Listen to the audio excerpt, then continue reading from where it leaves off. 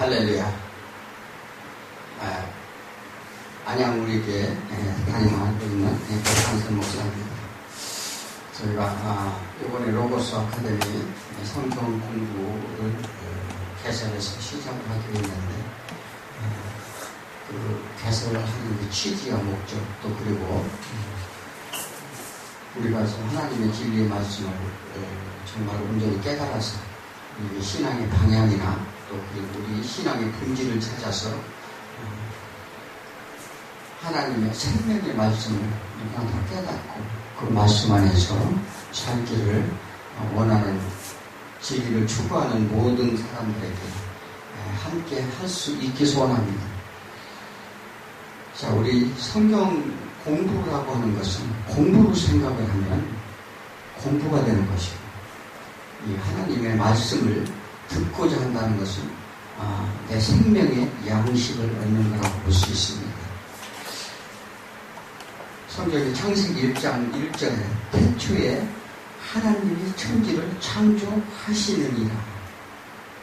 우리가 보통적으로 이게 믿음의 시작, 또 시간의 시작, 물질의 시작, 학문적으로 뭐 성경이란 기원이 있고 목적이 있고 내용이 있고 상태가 비록 방법이 어떻게 되었는지 또 지위가 어떤지 이 성경의 계시가 무엇인지를 학문적으로 배우기는 하지만 우리가 학문적으로 배우는 것은 한계가 있다고 봅니다. 그래서 태초에 하나님이 천지를 창조하시느니라. 그렇다면 우리가 창세기라고 하는 것은 저자가 있고 독자가 있죠. 자, 그런데 우리는 그러면 저자라고 하면은 누굴까? 창세기는 누가 기록했죠? 모세가 기록했죠. 모세가 기록했는데 모세는 기록자이고 하나님이 저자인데 모세를 통해서 유기적 영감설이라고 하는데 유기적인 영감설을 가지고 모세가 쓰게 되는데 그러면 우리가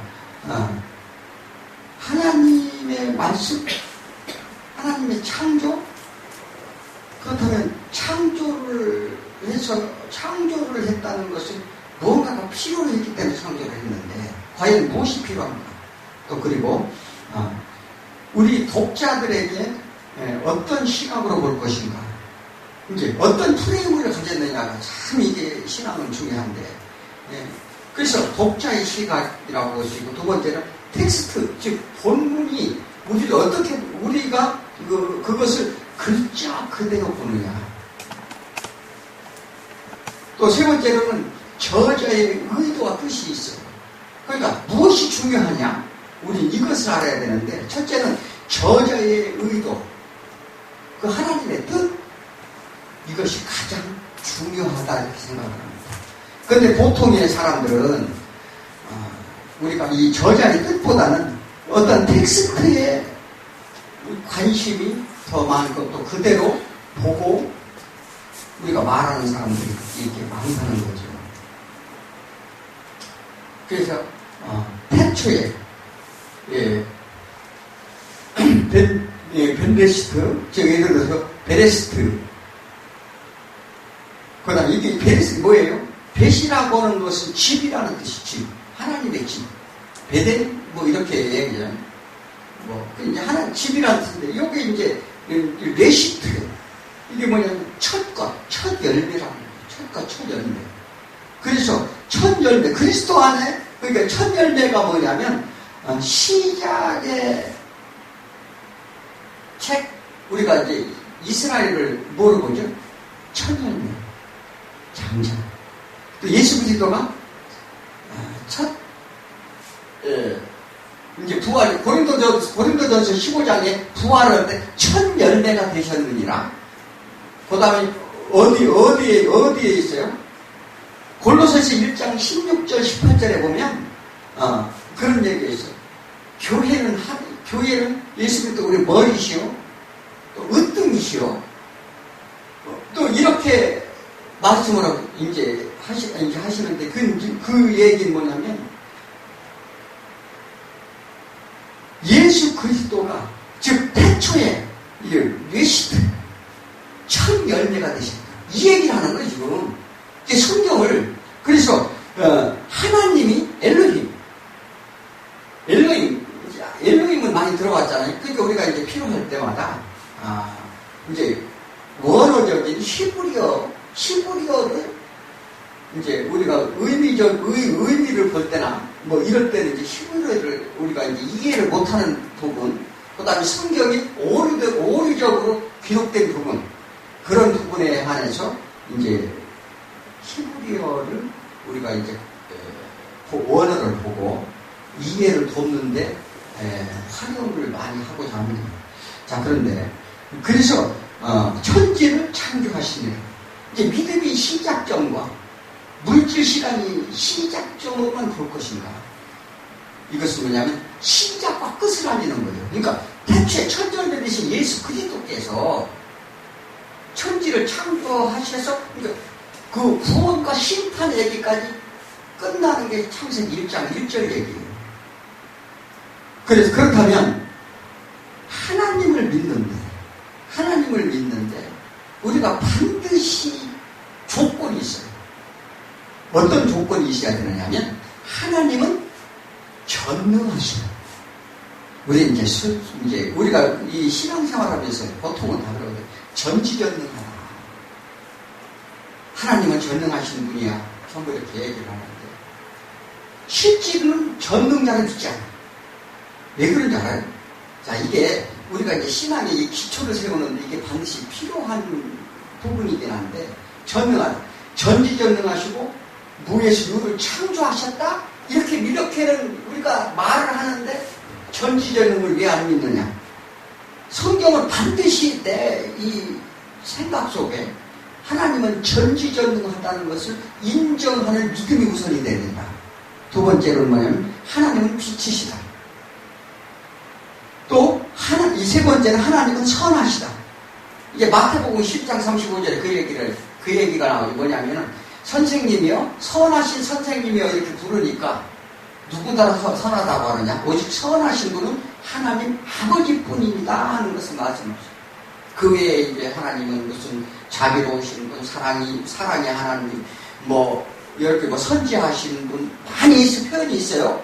그런데 그것도 다 중요하지만 하나님은 전능하시고 빛이시고 선하시다는 걸 반드시 기본 바탕에 깔고 신앙생활하면 성경을 그런 의미로 보지 않으면 성경이 오류가 나올 수밖에 없어요. 이게 왜 그러냐면 창조 목적이 과연 뭘까? 우리가 배우는 목적이 그거죠. 하나님이 이 세상을 창조하셨다면 그렇다면 창조 목적이 무엇일까? 우리는 쉽게 얘기하죠. 신앙인들이 이제 교회에서도 이제 많이 가르치기도 하지만 이제 대소요리 문답이라든지 미스터 신앙 고백서에 1학년이 뭐라고 써있죠? 하나님을 영화롭게 하는 것. 하나님께 영광을 우리는 내가 뭔가 세상 가운데 무엇을 이뤄놓고 하나님의 영광이다 이렇게 외치는 신앙인들이 굉장히 많은 거예요. 왜냐하면 금메달을 따놓고 또 연말에 연예인들이 대상을 받고 하나님께서 하셨다 하나님의 영광이다 이렇게 과연 이게 하나님의 영광인가? 우리가 이게 분별 없이 신앙생활하는 경우가 너무나 많은데 또 이런 문제 왜 그런지 이것은 이제 성경으로 이제 고증코자 하는데 하나님이 천지 만물을 지으셨다는 것은 과거 2000 역사를 통해 기독교이라는 누구도 부인하지 않는 사실이죠. 그죠? 그렇잖아요. 그런데 어떤 학자는 하늘과 땅을 분리했다는 학설을 내놓기도 하고 그 다음에 창세기 1장 1절을 가지고 두 번 이 창조했다 이렇게 보는 사람도 있어요. 우리가 학문적으로 보면 여러 사람들이 2000년 기독교 역사상 이런 학설, 저런 학설, 편학설이 다 있습니다. 자, 우리가 그것을 잘 모르면 구분하지 못하는데 근데 우리는 보통적으로 그냥 하나님이 천지를 창조하시냐 그냥 어떤 인포메이션적으로 그냥 창조했다? 그런가 보다. 이렇게 하면 믿음이 안 들어가요. 그래서 이게 기분이 이게 기본이 이 창세기 1장 1절을 제대로 하는 거예요. 그래서 왜 그건 뭐냐면 신앙의 방향과 길이라는 거예요. 그래서 방향성이 중요한데 첫걸음이 잘못되면 방향성을 잃어버리면 어떻게 돼요?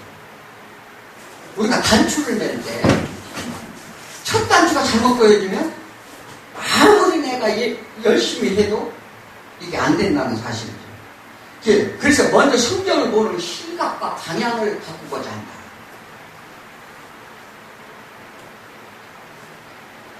자, 신앙의 기초가 올바로 시작되기 위해서는 하나님의 창조 목적을 잘 이해해야 되는데 첫걸음이 잘못되면 방향성을 잃어버리기 때문에 성경 공부를 시작하는 목적이 또 거기에 있습니다.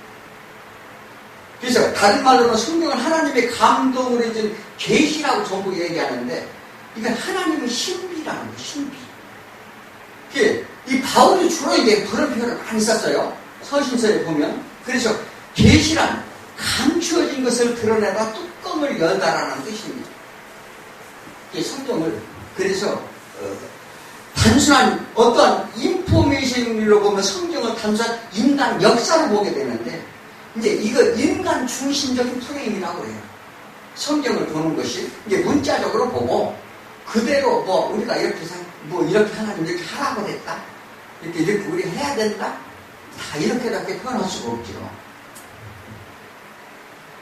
하나님이 십체 천지를 창조하셨다는 누구나 다 알고 배우지만 또 왜 천지를 만드시고 성경의 역사적 인류의 역사가 왜 시작되었는가, 또 천지를 만드신 창조 목적, 또 하늘과 땅과 창조된 분명한 것을 우리가 알기 위해서 성경 공부를 합니다.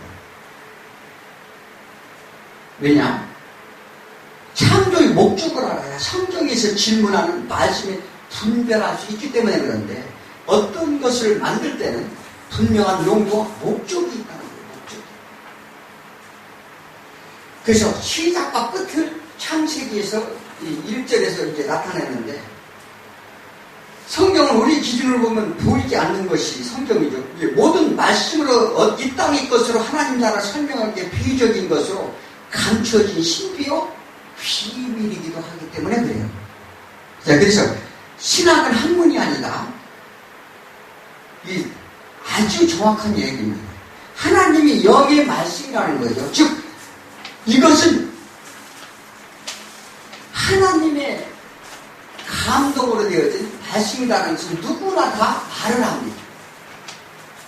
그런데 하나님은 그래서 성경 거의 전반에 비춰서 이 세상 것에 하나님 나라를 비유한 거예요. 비유한 거예요. 자, 비유라는 게 뭐예요? 말씀에 숨겨진 드러내지 않은 내면의 뜻이 있다는 것을 보라 이 말하는 거예요. 그러니까 구약에서 나오는 성경의 역사나 이런 모든 것들을 어떻게 해요? 우리의 하나님의 우리가 실제로 오는 그림자로 다 보여주고 그것으로 비유로 비춰서 하나님이 말씀을 하시는데 성경에서 말씀하시는 빛이 되 어둠이 깨닫지 못하더라. 요한복음 1장 5절에서 이렇게 말씀을 하시는 거 이제 이유가 거기가 있어요. 그래서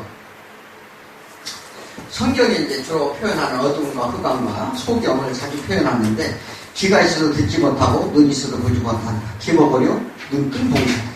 그래서 귀 있는 자들 내가 들을지어다 듣고 보는 자는 복이 있도다.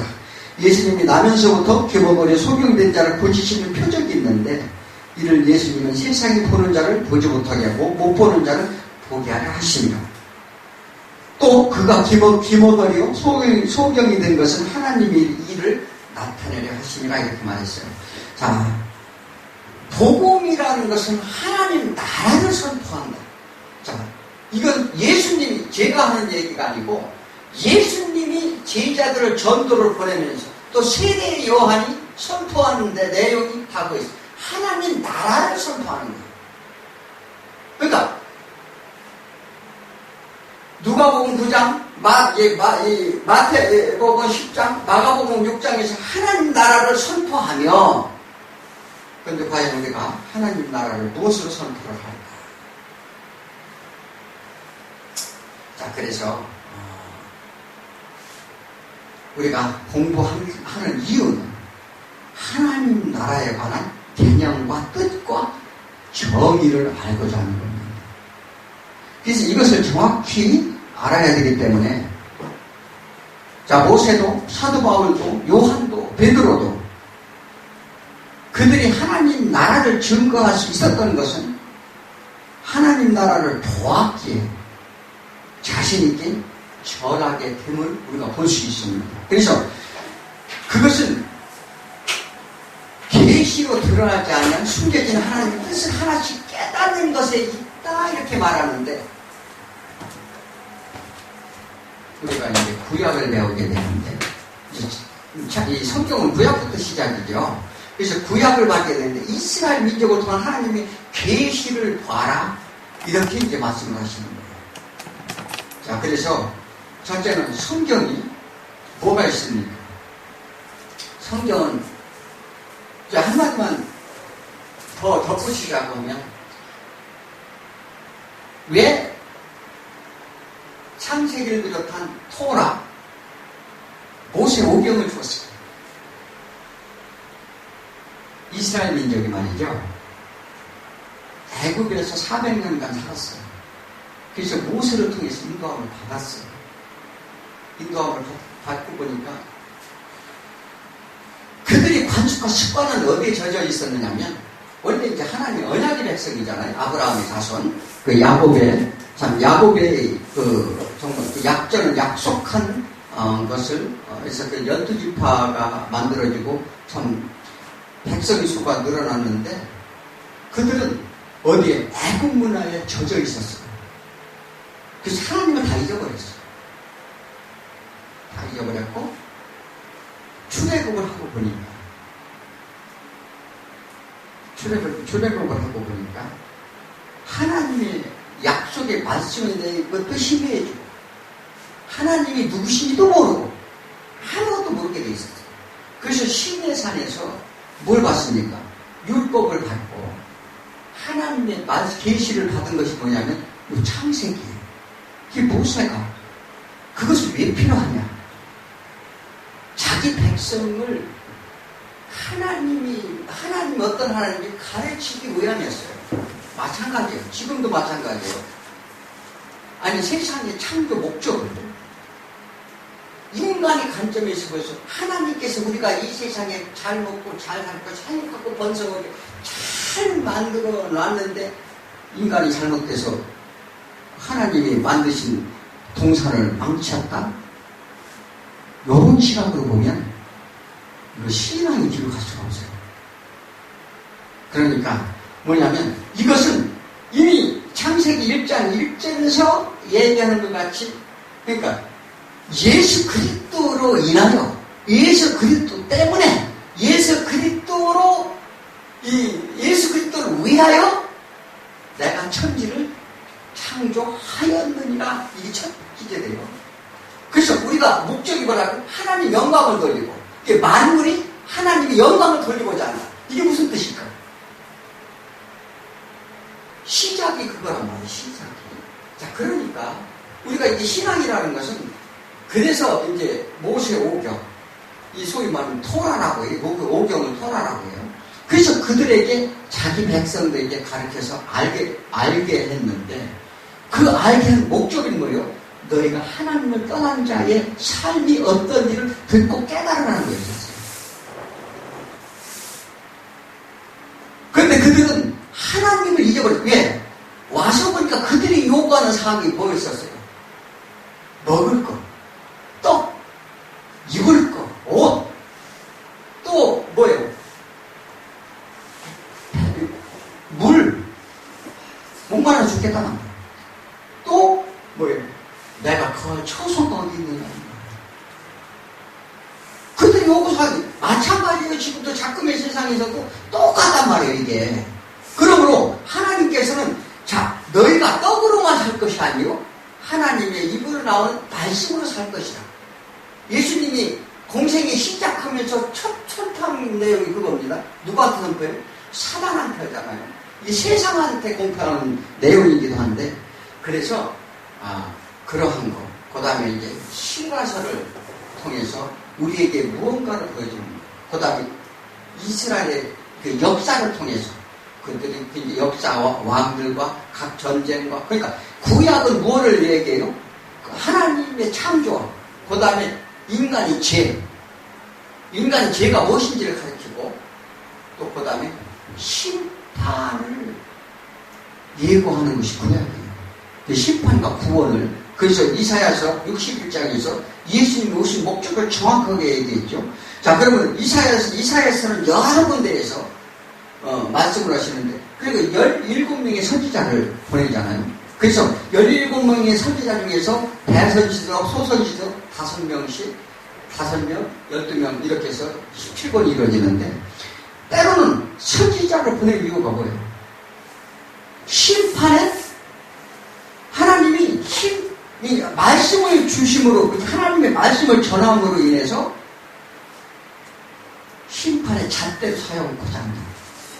그래서 구약에서 그렇게 해서 그 심판하는 모습을 하나님께 보여주는 거죠. 그래서 창세기의 시작에서 말라기 선지자까지 과연 어떻게 스토리가 이어지는가, 요것을 이제 정확한 길을 우리가 좀 알고자 해요. 그죠? 정확한 길을 알고자 하고, 그리고 이제 신약이 들어오죠. 예수 그리스도가 오셔서. 그래서 이제 복음서는 4개가 있잖아요. 사복음서가 있어요. 우리는 보통 복음서를 뭐 여기가 마태복음이 있나, 뭐 누가복음이 있나, 아니면 마가복음이 있나, 또 아니면 요한복음이 있나. 이것을 왜냐하면 학문적으로 공부를 하려면 알 수가 없어. 이게 참 머리가 특별히 뭐 IQ가 한 500 이상 넘는다든지 하면 모를까. 이게 지금 알기 쉬운 얘기야. 그리고 이건 지식으로 알 수 있는 게 아니에요.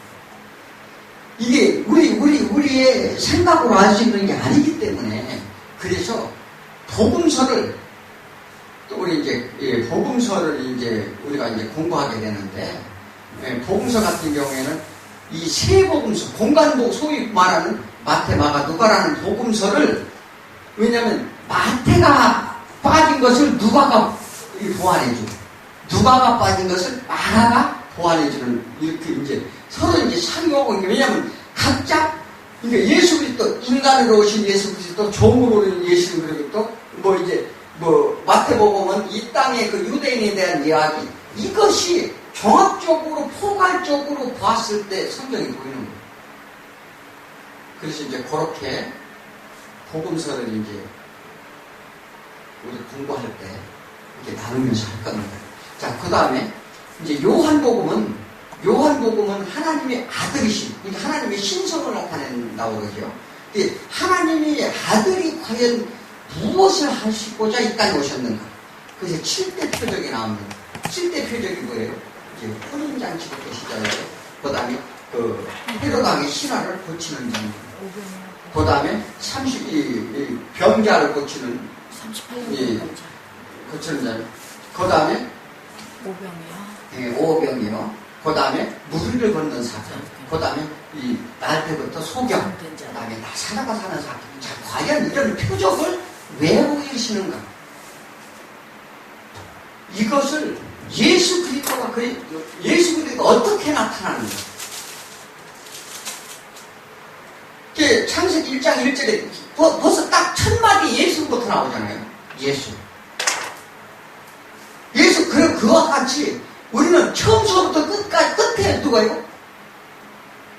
하나님 예수의 은혜가 너희에게 있을지어다.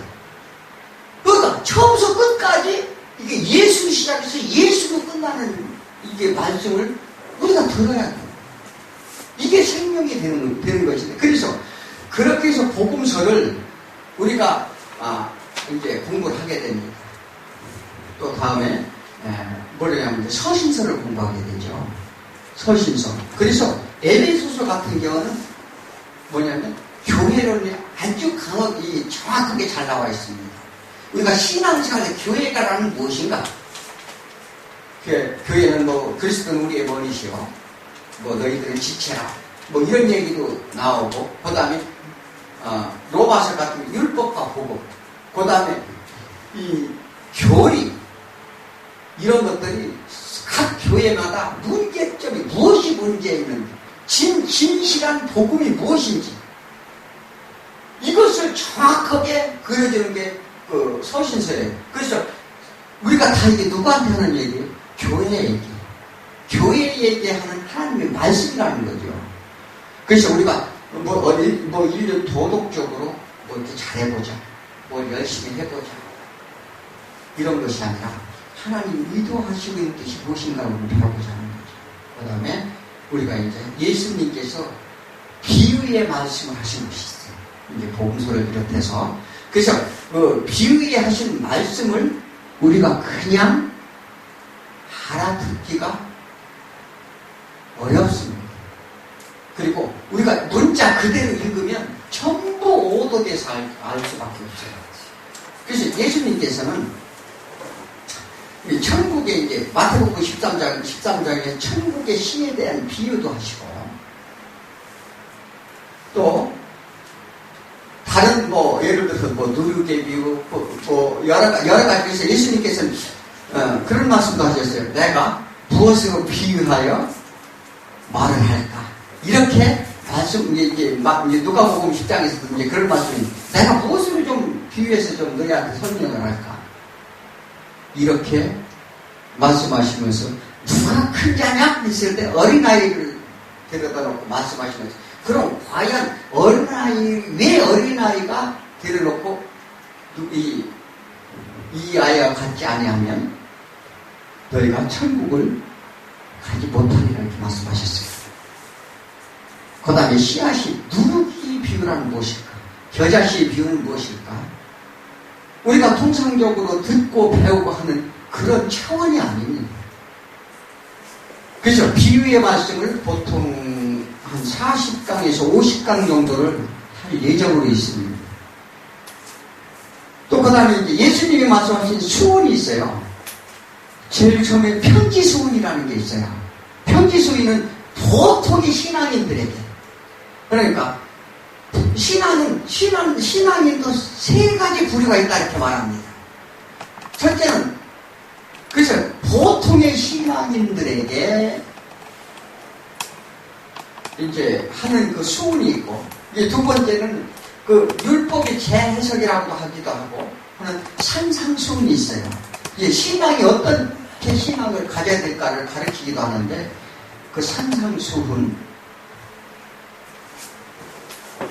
그 산상수훈을 하시고 예수님이 뭐라고 하셨을까요? 너희들이 좁은 길로 가는 자가 적도다 이렇게 말씀하셨어요. 그 다음에 감난산 설교가 있습니다.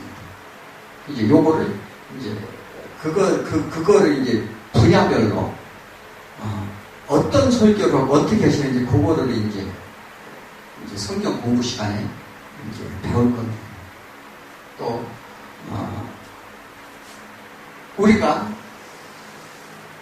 어떻게 하면 하나님을 제대로 어떻게 하면 하나님을 이해하고, 또 그리고 신앙생활에 우리가 무엇을 하고 어떻게 해야 올바른 신앙생활을 할 수 있을까? 이 문제에 대해서 율법과 복음에 대해서 그것도 한 30강 정도 할 예정입니다. 우리가 신앙생활하면서 내가 율법적으로 행하고 있는지 아닌지조차도 본인이 구별을 못해요. 그런데 말씀을 들어보면 말씀에서, 그러니까 구약 레위기나 신명기나 민수기나 이런 데서 하나님이 주신 법이, 그 율법이 무엇을 의미하는지 예수님이 마태복음 산상수훈에서 마태복음 5장에서 7장에 설명해 주었듯이 그 의미와 뜻을 우리가 알아야 그게 분별이 있는 신앙생활이거든요. 그러니까 아무리 얘기해도 그냥 말을 하면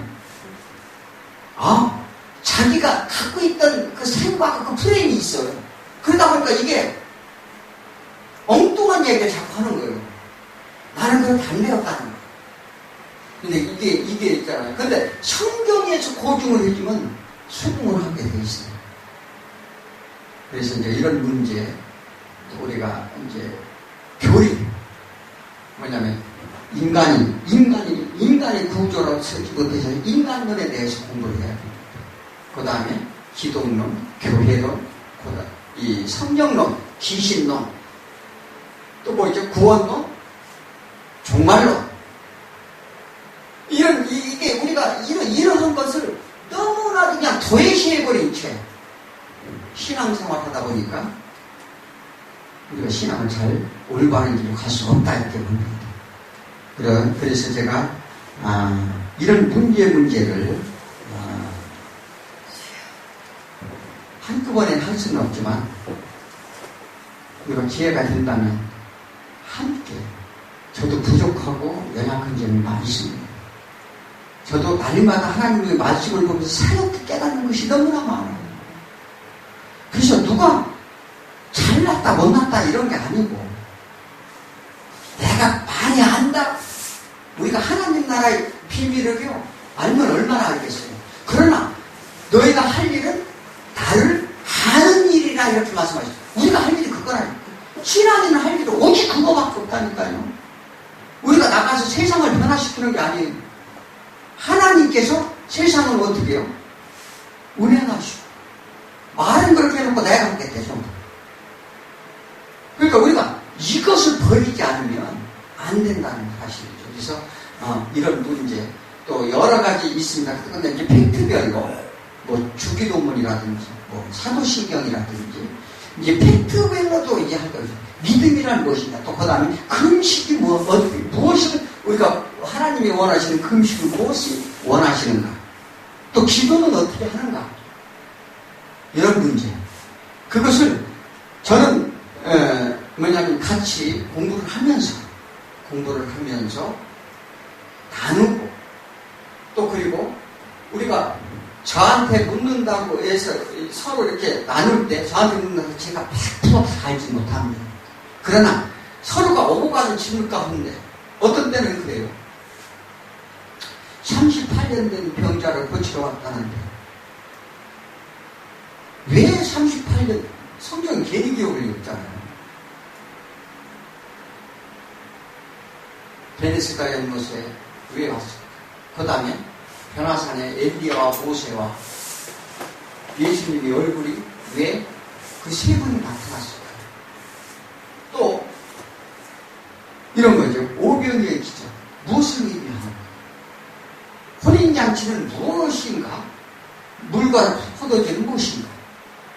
물 위로 건너서 것은 무엇을 의미하는 것인가? 믿음이 없어서 물이 빠졌다고 그렇게 그냥 막무가내로 설명을 하면 이것은 성경을 다 오도하는 것이 되나서 우리가 그런 걸 보고자 하는 거예요. 지금 예수 그리스도께, 그러니까 예수가 나타나지 않은 성경 기전이 하나도 없다니까요. 우리가 이걸 볼 줄 알아요. 보여야 된다. 그래서 우리 의신의 총장님이 맨날 하는 성경 어디를 봐도 예수가 걸어 나오지 않는 성경이 아니다, 이렇게 표현을 해요. 근데 우리 말로만 그래요. 그래요, 예수가 보여야 되는, 실제로 보이냐 이 말이에요. 거짓말하면 안 돼. 이게 성경을 내가 보고 지금 각가지 표적, 이적 10명이 문둥병을 앓는 이 문둥병자를 고쳤는데 한 명만 돌아왔어요. 그러면 왜 한 명만 돌아와서 무엇을 지금 얘기하는 건가? 다 구약 사건을 설명하는 거예요. 예수 그리스도가 이것을 그냥 우리가 보지 못하면 가자, 하나만 믿음으로 돌아오고 하고 나머지는 그냥 다 도망가 버렸다, 이렇게 얘기하면 그 성경 그냥 문자적으로 보고 그렇게 보고 해설하는 거란 말이죠. 그것뿐만이 아니에요. 정말 우리가 그래서 이런 말씀들을 진리를 제대로 알고 제대로 배워서 정말 그랬을 때 영안이 열리는, 이제 성경이 66권이 보이기 시작합니다. 그러니까 내가 이런 게 있어요. 제 경험인데 어떤 부분은 성경을 내가 많이 잘 안 읽어서 잘 몰라요. 그런데 그 성경을 읽어서 보면은요, 성경이 보인다니까요. 그게 하나님 하나님의 감동이 능력, 이거 은혜란 말이에요, 은혜. 그렇게 돼야 되거든요. 근데 우리가 다 알 수는 없어요. 알 수 없지만, 어느 성경 기절을 딱 해서 딱 앞뒤 문맥을 딱 읽으면, 예수님의 의도가, 이런 의도가 있구라는 그것이 감동으로 와줘야 된다고요. 이것을 막 학문적으로 외워서 서기 몇 년에 이스라엘은 720여 년 멸망했고, 물론 이것도 중요합니다. 유다는 586년에 멸망했고, 몇 년도에 누가 나타났고, 이런 거. 그래서 우리가 이제 그런 것을 이 성경 공부를 하고자 하는, 취지인데, 이게 그래요. 뭐냐면, 이 학문적으로는 외증은 어떠냐, 내증이 뭐냐, 이런 학문적으로 막 따질 게 많습니다. 그런데 이런 거는 좀 답답하기도 하고, 좀 그래요.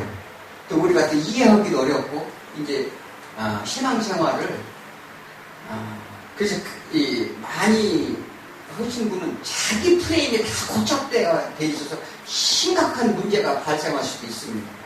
그래서, 뭐냐면은, 어느 정도 기본 지식만 있으면 이해할 수 있고, 또 그리고, 영적으로 깨어있을 수 있도록 이렇게 이제, 준비를 했는데, 부족한 점이 많습니다. 그러나 같이 나눌 때, 같이 나누고, 함께 한다는 그러한 생각을 가질 때, 하나님의 영은 다 같이 함께 하리라 믿습니다.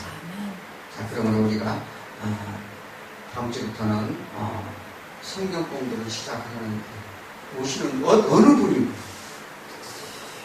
함께 하셔서 정말 누가 가르치는 자고 배우는 자가 아니고 함께 하나님의 말씀을 우리가 깨우치자는 그런 의미에서 우리 함께 하기 소원합니다. 주 안에서 모두가 승리하시고 하나님의 놀랄만한 은혜와 은총이 우리가 다 함께 할 수 있기를 축원드립니다. 아멘.